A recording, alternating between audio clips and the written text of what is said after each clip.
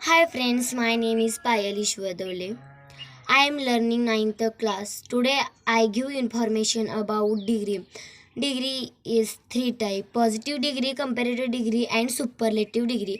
Positive डिग्रीमध्ये विशेषणाच्या अगोदर आणि विशेषणाच्या नंतर ॲज वापरावे आणि विशेषणाचे पहिले रूप घ्यावे. Example: Sita is as good as Gita. म्हणजे Sita is as good as Gita.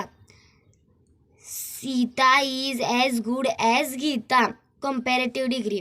Comparative डिग्रीमध्ये विशेषणाचे दुसरे रूप घेऊन विशेषणाच्या नंतर दॅन हे वापरावे. For example, Sita is better than Gita. Sita is better than Gita. सीतापेक्षा गीता ही चांगली आहे. Sita is better than Gita. Superlative degree. Superlative degree म्हणजे अनेकांमध्ये एक वस्तू अशी तुलना केली जाते त्याला सुपरलेटिव्ह डिग्री असे म्हणले जाते.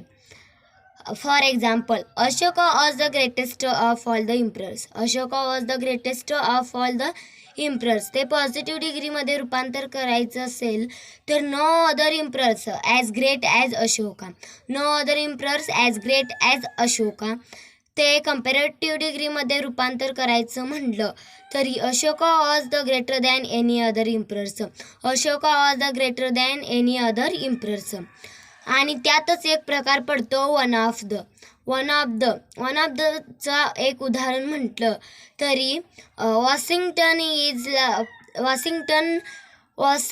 Is one of the largest cities. Washington is one of the largest cities. ते पॉझिटिव्ह डिग्रीमध्ये रूपांतर करायचं म्हटलं very few cities are as large as Washington. Very few cities are as large as Washington. आणि ते कंपॅरेटिव्ह डिग्रीमध्ये रूपांतर करायचं म्हटलं Washington is larger than most other cities. Washington is larger than most other cities. चला परत एकदा तुम्हाला ह्या तिन्हीचे उदाहरण समजावून सांगते. पॉझिटिव्ह डिग्री म्हणजे positive degree. Example, Sita is as good as Gita. Sita is as good as Gita. Comparative degree. Sita is better than Gita. Sita is better than Gita.